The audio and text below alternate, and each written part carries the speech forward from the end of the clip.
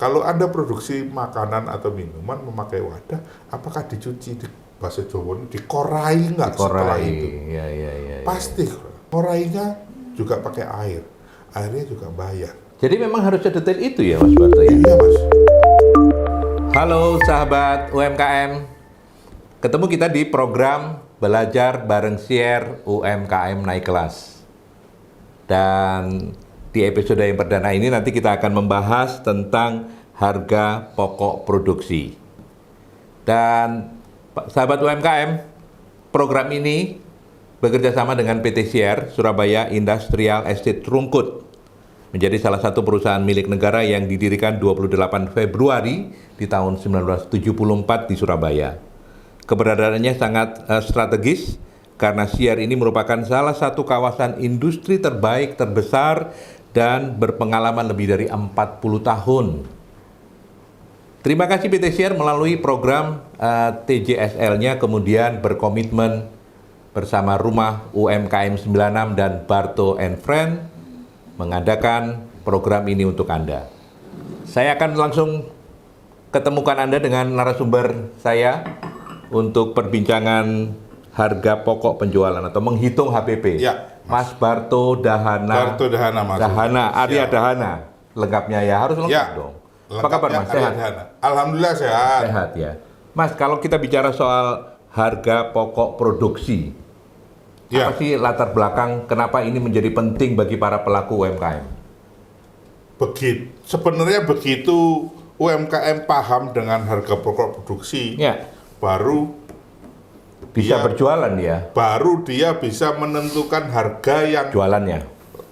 pantas untuk dia. Oh, Seberapa besar marginnya, seberapa besar biayanya, apa biayanya yang harus dikeluarkan, dia paham betul.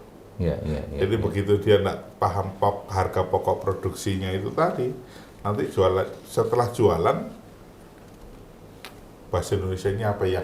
Bahasa Jawa ya tidak Ya, apa-apa, jekete, jekete. bedunduk gitu ya. Nah, Oh iya. ternyata keuntungannya tidak mampu mengcover biaya-biaya yang Biaya-biayanya. dia keluarkan sebelumnya. Dan ini menjadi sesuatu yang apa? Seringkali dialami oleh mereka-mereka yang baru menjadi pelaku UMKM, betul ya Mas Barto? Betul, kebanyakan begitu. Rasanya biasanya ibu-ibu itu merasa cukup senang kalau dagangannya laku. Laku. Badi apa ndak ora-ora? Berarti nah itu masalahnya. Nggak sadar dia sebenarnya bukan nggak badi, cuman badi ini badi senang. Iya, badi seneng. Itu masalahnya yang paling sering begitu. Oke. Kalau saya temuin Mas Susi. Dan ketika bicara soal HPP, ketika bicara soal bagaimana kita ingin menghitung biaya produk kita, makanan, ini tidak hanya berlaku untuk makanan ya? Semua hal ya? Sebenarnya enggak, semua hal sebenarnya ya. Tapi makanan lebih apa istilahnya? Lebih urgent untuk dibahas karena yang bermain nyemplung di situ banyak banget sekali dibandingkan craft gitu. Betul. Dan masalahnya memang ketika sebelum kita lebih teknis bicara soal harga pokok produksi ini, sejumlah aspek itu sangat mempengaruhi ya Mas Sangat Barto ya? mempengaruhi. Apa saja misalnya yang biasanya yang paling penting? Paling besar sebenarnya adalah biaya perolehan, bagaimana dia mendapatkan bahan dasar untuk produknya situ, produknya sendiri. Itu yang paling besar. Yang terusnya kemudian yang juga sering dilupakan adalah rentabilitas barang yang dia jual. Kadang-kadang dia senang sebuah produk, dia menjual sebuah produk, tapi dia lupa ternyata rentabilitasnya tidak terlalu baik, penjualannya kecil. Harganya barangnya laku terus, tapi kalau jualnya cuma 5-10 biji tiap omsetnya kecil. Jadi kalau dikalikan volumenya, angkanya jadi kecil. Sedangkan biayanya kan sama saja yang dilakukan di rumah. Ya, terutama tenaga ya. Tenaga kerjanya pasti tetap tidak akan berubah. Listrik juga akan nyala terus. Kan begitu Mas. Iya. Tapi kalau pengalinya besar, kan bebannya bisa jadi dibebankan ke faktor pembaginya menjadi lebih besar. Betul. Gitu kan ya. Kemudian analisa penjualannya juga harus difahami, dikuatkan. Karena saya tidak mungkin jualan sesuatu yang harganya tinggi di area yang medium ke bawah, menengah ke bawah. Oke. Tapi saya selalu mengajarkan kepada ibu-ibu, karena UMKM itu banyak ibu-ibu, keluar dari kolammu, keluar dari tempatmu, out of the box, keluar dari kotakmu lah. Wes, gitu ojo. Kalau memang tidak laku di sini, ya sudah. Jadi keluar. paksain. Betul, karena pasarnya bisa jadi bukan di sini. Oke. Bisa jadi di sini cuma laku 10, Anda keluar selangkah dari RT atau kelurahan, Anda bisa laku 2 kali lipat, 3 kali lipat, 10 kali lipat. Tapi ada nggak durasi waktu untuk orang bisa ngetes kayaknya ini rezekiku ini bukan di kalau ngomong produk A tapi ke itu seperti kalau apa? ngomong durasi waktu, sebenarnya akhirnya kita bertarung dengan waktu. Apakah kita punya waktu itu, gitu loh pertanyaannya. Itu artinya nggak ada batasan ya. Nggak ada By feeling batasan. aja bisa gitu ya. Artinya kok kayaknya nggak oke ini ya. Kalau Anda bertarung dengan waktu, kapan selesainya, Mas? Oh gitu. Kalau menurut saya Siap. kapan selesai kalau Anda bertarung dengan waktu? Waktu akan berjalan terus. Iya. Sembari Anda mencari tempat yang lebih baik, ya sudah, tidak apa-apa, lakukan itu. Cuman tetap harus berpikir untuk mencari tempat atau pasar yang jauh lebih baik, begitu menurut saya. Ya. Oke, balik lagi ke laptop kita. Soal jadi ketika kita menganalisis HPP itu kita mulai dari komponen biaya, Mas Parto, betul ya. Dan paling kuat biaya. Paling kuat biaya. Dan biaya ini dipengaruhi oleh beberapa aspek juga ya. Banyak sekali aspeknya kalau biaya. Ya. Kalau yang gede-gede apa misalnya? Apakah ini ya? Ini jadi catatan. Saya membaca dari materi panjenengan ini, ada bahan baku, ada tenaga kerja, ada overhead cost. Betul. Biaya 3 hal itu yang paling saya besar. selalu sama teman-teman UMKM itu membaginya menjadi 3. Pertama, biaya bahan baku. Karena begitu Anda paham, Anda bisa tetapkan biaya bahan baku produknya UMKM. Nggak usah sulit, dalam artian menurut pendapat saya, nggak usah sulit. Angka itu kalikan 3, maka itu adalah harga jual Anda minimal yang layak. Iya. Kok kali 3, itu kan pertanyaan. Kok kali 3? Kok kali 3? Pengali kedua itu adalah biaya-biaya yang pasti timbul pada saat Anda melakukan atau membuat produk tersebut. Contohnya tenaga kerja. Tenaga kerja. Kalau ada makanan, pasti LPG-nya keluar. Betul, Mas? Ya, betul. Kemudian paling banyak dilupakan, Anda duduk di ruangan ini, listriknya nyala kan? Ibu-ibu itu, teman-teman UMKM itu sering kali lupa menghitung listriknya. Ya. Padahal itu bagian komponen dari komponen. Ya. Kan dia tetap nyala. Argonya listrik, apa istilahnya? Angka listriknya pasti berjalan juga. Betul. Kalau Anda pakai tokennya pasti berkurang. Betul. Yang sering kali dilupakan lagi, air. Kalau Anda produksi makanan atau minuman memakai wadah, apakah dicuci di bahasa Jawa ini dikorai nggak setelah itu? Iya. Pasti. Ngorainya juga pakai air. Airnya juga bayar.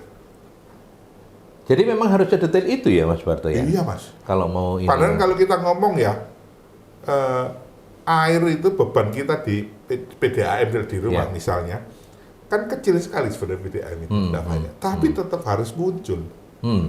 Kalau di biaya bahan baku yang biasanya umumnya buat teman-teman, halah Pak, wong cilik ini kok dibahas. Loh, tapi penting. Apa itu? Garam dan gula.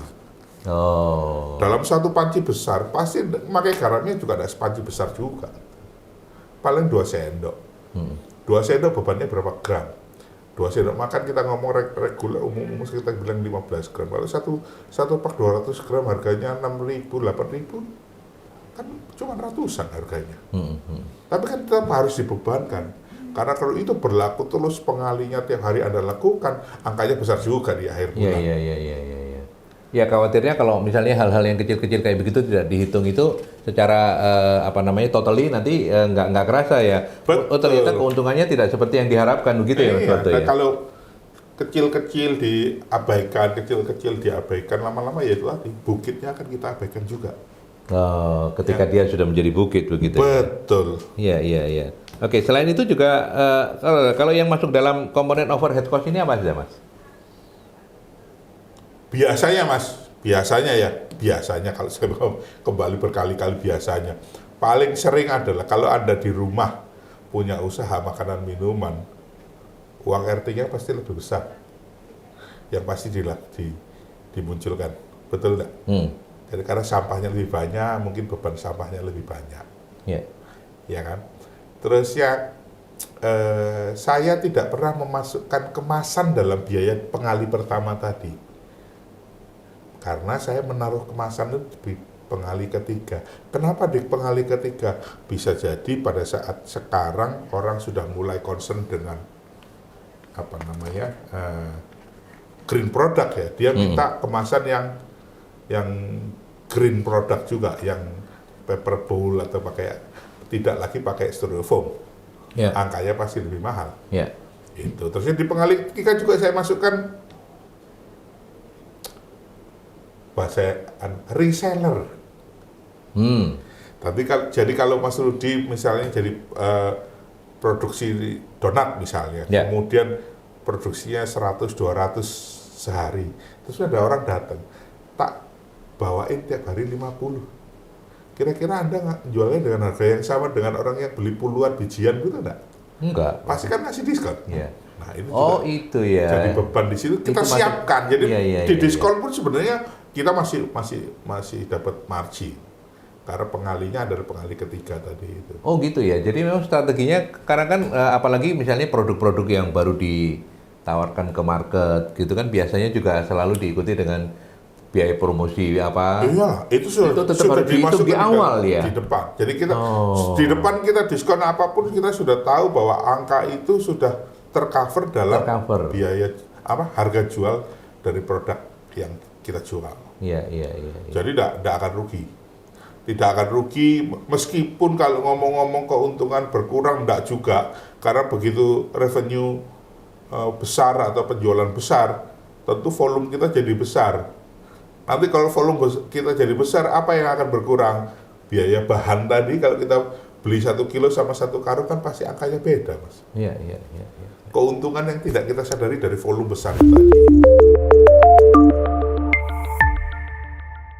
Oke, kita lanjutkan. Tadi kita sudah membahas ya, Mas Barto, tentang bagaimana poin yang pertama itu ada beberapa hal yang harus diperhatikan ketika kita bicara soal menghitung harga pokok produksi. Ada bahan baku, ada tenaga kerja, ada overhead cost.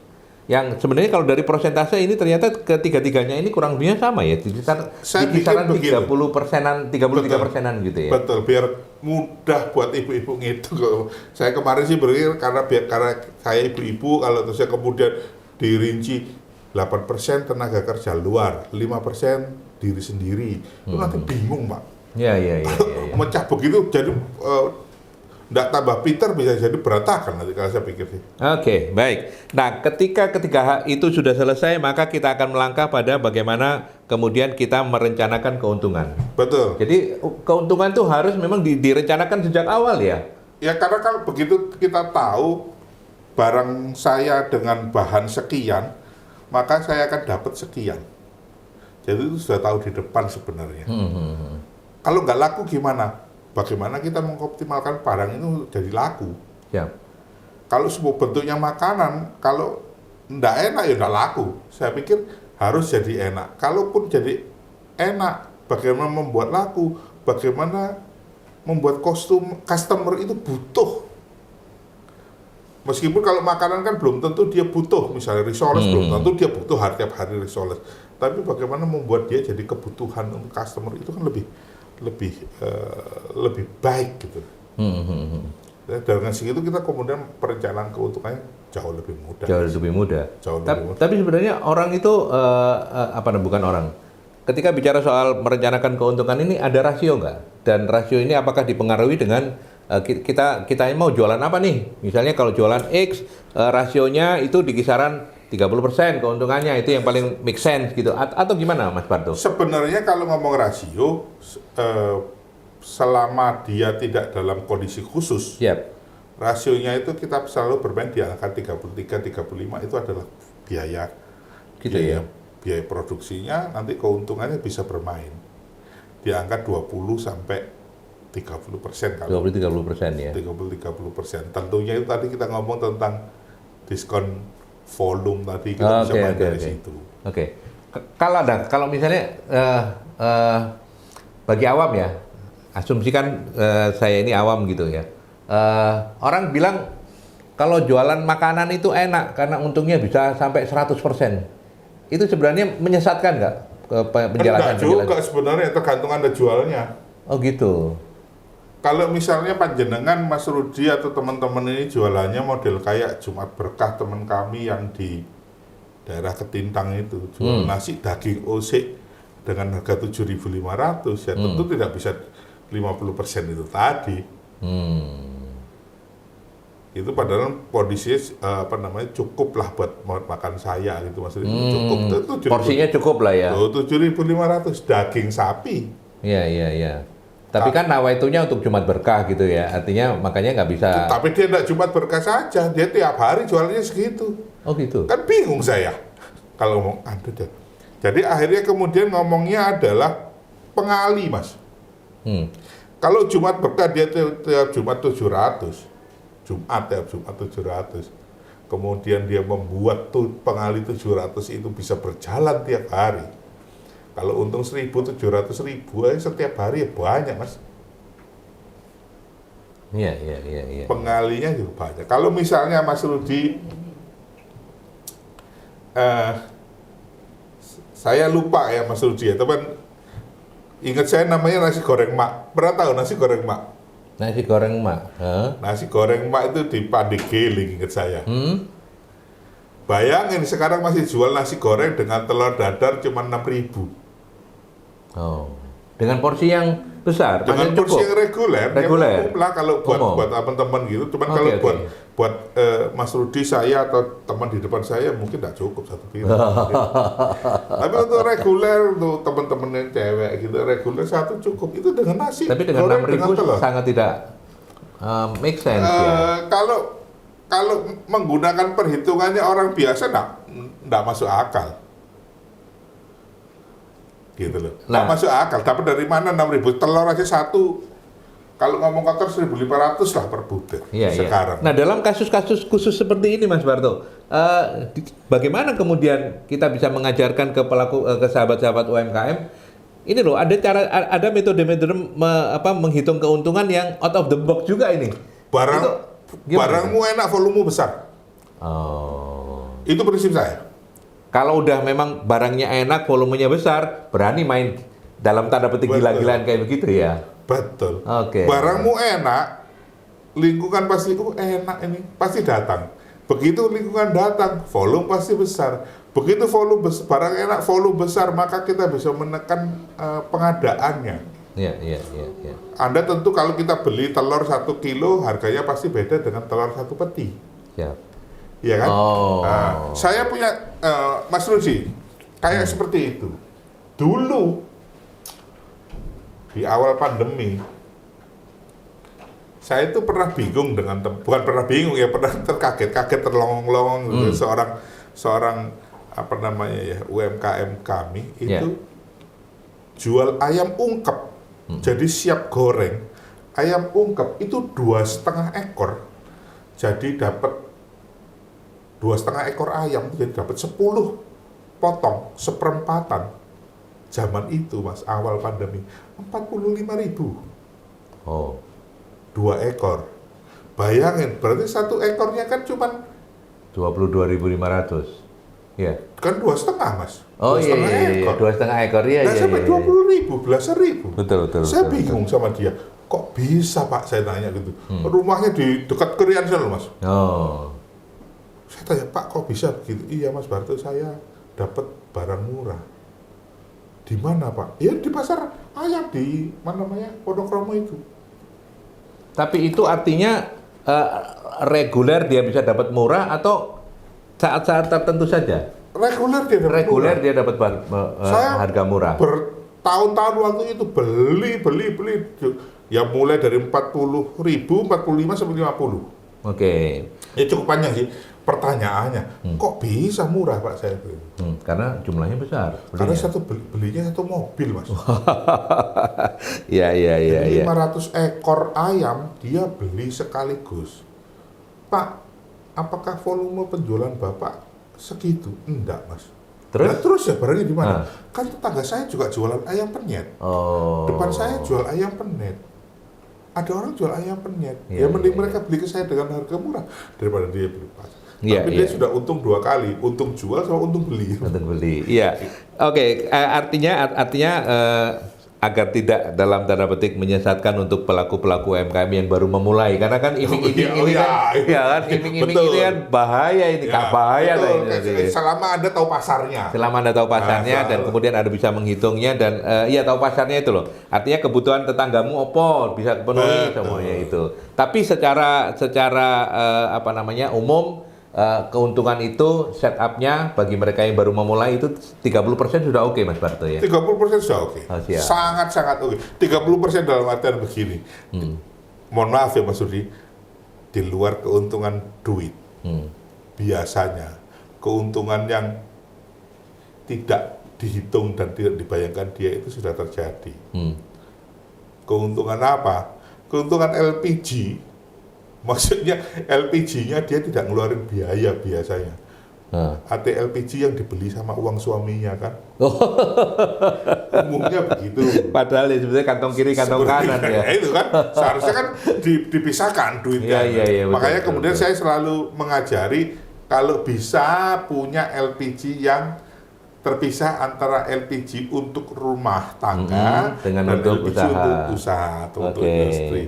Yang sulit adalah air. Ya. Kalau PDAM masa punya 2 meteran kan tidak mungkin. Listrik juga ya. Listrik masih mungkin, cuman masang token itu berapa sih sekarang kan Pak? Jadi angkanya juga. Idealnya memang dibuat dengan meter yang berbeda supaya tokennya bisa kehitung. Jadi nanti problemnya bayar instalasi sendiri. Ya, pasang instalasi barunya. Kalau mau pecah begitu maka detailing cost atau detailing biaya jauh lebih detail. Jauh lebih tercover. Jadi kalau misalnya kita balik lagi untuk menegaskan ketika kita merencanakan keuntungan, maka hal-hal penting apa yang harus diperhatikan, Mas Batu? Waduh, kalau ditanya begitu banyak. Memang banyak banget, cuman masalah yang paling gampang yaitu tadi saya pecah jadi 3 itu tadi overhead. Tetap balik ke sana ya. Balik ke sana. Tetap ke sana ya. Kalau selama itu bisa terkontrol, Mas, saya pikir sih yang lain ngikuti gitu. Kan ngikutin ya. Yang berarti, lain ngikuti. Iya. Biayanya betul, bahan baku, tenaga kerja, dan kemudian overhead cost. Betul. Kalau misalnya ngomong kotor misalnya, kita bisa mengoptimalkan belanja. Mungkin nggak usah dalam volume besar lah. Volume yang kita butuhkan saja. Tapi kualitasnya betul-betul kita jaga sehingga tidak ada bahan yang terbuang. Sawi misalnya, sawi putih misalnya, umpama 1 kilo tapi bahasa Indonesia ini apa sih? Dikelintek ini wakeh. Dikelintek ya apa ya? Iya. Bagian terluarnya dikupasi dibuang. Kan iya. itu terbuang juga. Sedangkan itu kan tetap jadi biaya. Nah, kalau bicara soal terbuang, misalnya ini orang yang baru memulai, kemudian dia menjualnya itu tidak berdasarkan order, tapi misalnya kan ada itu orang-orang jual kue titip ke tetangga-tetangganya yang buka lapak gitu, titip. Kalau itu balen itu ya, kembali karena tidak laku, itu menghitungnya bagaimana itu menghitungnya kalau situasi kayak gitu, Mas Barto? Dalam penghitungan HPP itu termasuk yang terbuang dong ya. Jadi pertanyaannya kemudian apakah hasil itu hanya berupa duit saja? gitu ya. Gitu ya. Iya, iya. Iya. Hasil itu apa? Biar duit saja. Seringkali lupa hasil dari promosi itu tidak pernah kita hitung. Bentuk promosi dari Balen itu apa? Bisa uji cobakan ke orang gitu ya? Betul, Mas. Oh. Berikan ke tetangga atau berikan kepada si penjualnya, suruh coba biar ini enak, suatu saat kita nitip di lapaknya orang akan jual, Bu, risol yang ini lebih enak. Dan masukkan itu sebagai biaya promosi. Betul. Oke. Jadi jangan jadi beban. Jangan jadi beban. Biaya promosi begitu. Iya. Oke. Baik. Nah, sekarang kita karena waktu kita memang tidak panjang, kepanjangan juga nanti nggak menyenangkan untuk ditonton di YouTube. Kita akan bicara soal beberapa faktor yang bukan sangat, tapi ya mempengaruhi biaya makanan, artinya biaya produksi ya ini ya. Yang paling sering, yang paling membebani teman-teman itu adalah fluktuasi harga, yang paling sering. Nah, fluktuasi harga itu paling umum terjadi pada saat Lebaran dan Tahun Baru. Ya, hari-hari besar keagamaan. Hari besar keagamaan. Ya. Tapi Lebaran dan Tahun Baru itu paling krusial ya. Paling sering terjadi kenaikan, karena kalau yang lain mungkin kenaikannya 20, tidak 30, sampai 40%, oke lah. Tapi kalau saat Lebaran Tahun Baru itu kenaikannya bisa sampai kadang-kadang sampai 100, telur segala macam. Iya, betul. Nah, itu yang cabai bahkan tidak jelas sampai 400% segala macam. Betul. Dari 30.000 jadi 120.000, bagaimana gitu. Iya. Nah, yang itu yang memang harus kita siasati gitu. Bagaimana menyiasatinya? Tergantung waktunya. Tergantung waktunya. Betul. Kapan kita bermain dengan meningkatkan atau menurunkan stok?